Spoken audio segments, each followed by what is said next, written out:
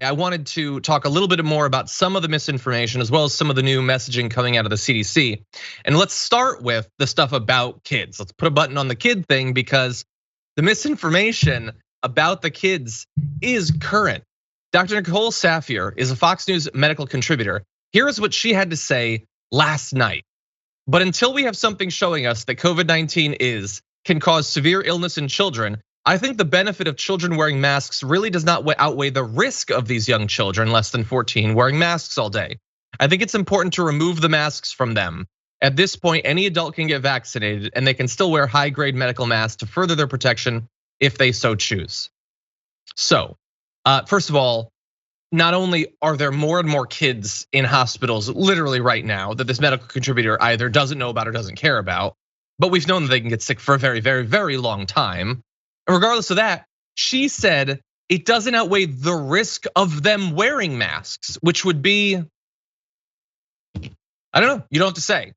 You don't have to say, and you shouldn't really, because if you were to say a specific risk, it's gonna look really ridiculous compared to the risk of the kid dying or potentially getting, some teacher sick and them dying. No risk that you're gonna point out is gonna seem rational. So just don't get specific again. That's like the overall thing about them. But anyway, Sophie, that's funny.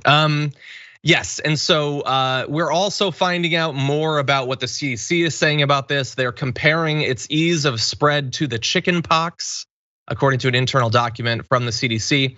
And so I just want to mash a bunch of stuff together because some of the most core fundamental misinformation, we still haven't gotten past it. So one is that kids can't get sick. I cannot believe that a year and a half into this, we're still saying that, but they are still saying it.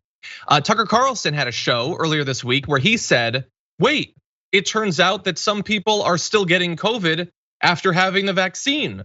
Why is this? Nobody knows.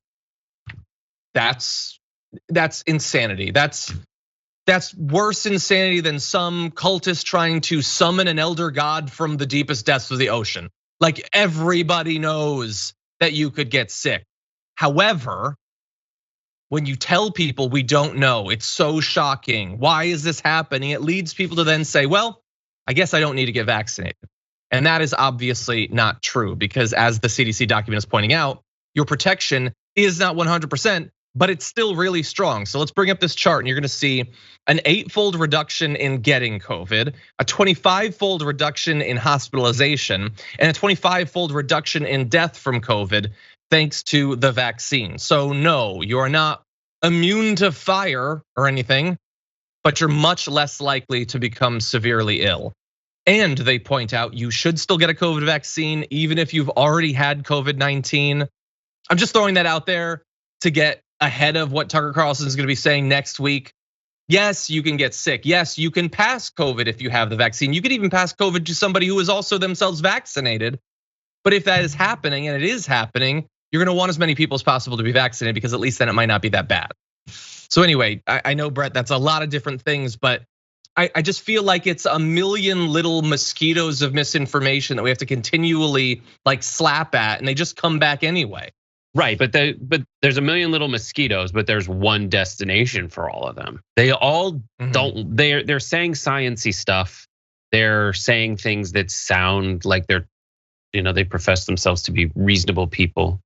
But the destination is just to be contrarian, just to feel like they know more than you. And this is if I was, what would Tucker say about Tucker is he's an elitist. He thinks he knows better. He thinks he can get away. He thinks he's right because he's asking questions. So is science, is just questions. It's all the questions. And he throws them out there rhetorically, but they all have answers. That's what's so frustrating. What is the VAERS outcome? What's the deaths, as VAERS says, like adverse effects of the virus and getting everything like that.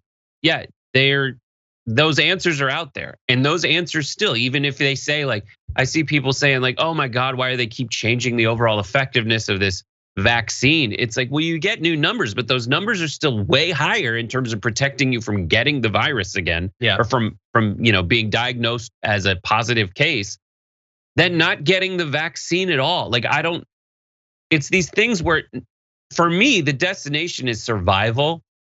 For me, the destination is doing the thing that I'm not gonna kick myself afterwards because all the signs were there. Like, I hate that. That's why I won't go skydiving, because I know if I go skydiving and something happens, I'll be less upset about dying and more upset about me knowing how dangerous what I did was and ignoring that. Like, and so that's why I hear, anywhere between 60 and 80% effective, 80 and 90% effective against transmission of the virus and being counted as a positive case. I do that thing. Yeah. The negative effects, people dying, even the wording in this statistics of like something like 0.00019% of people have died after getting the vaccine.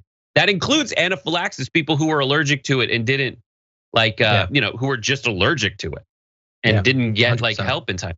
And that's such a small number. Like that it just doesn't bear out that you would resist this vaccine to me. And people who are saying that it bears out that they should resist it, in their opinion, their justification doesn't make any sense.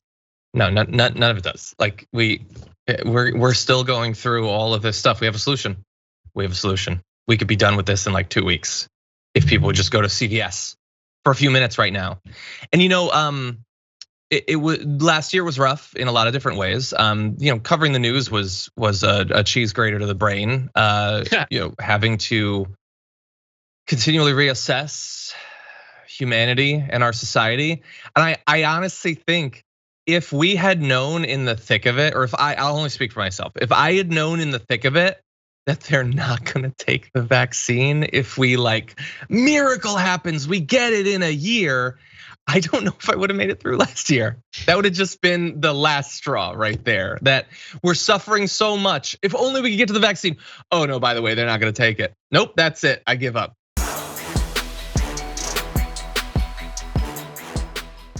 Check out the Damage Report podcast each day, wherever you get your podcasts, whether Pocket Casts or Stitcher or iTunes. You can join me as I give you the news and stories you want, with a range of co-hosts and interview guests jumping in on the fun each day. Again, that's the Damage Report, wherever you get your podcasts. And if you get them at iTunes, don't forget to rate and review. Sometimes I'll read them live on the show.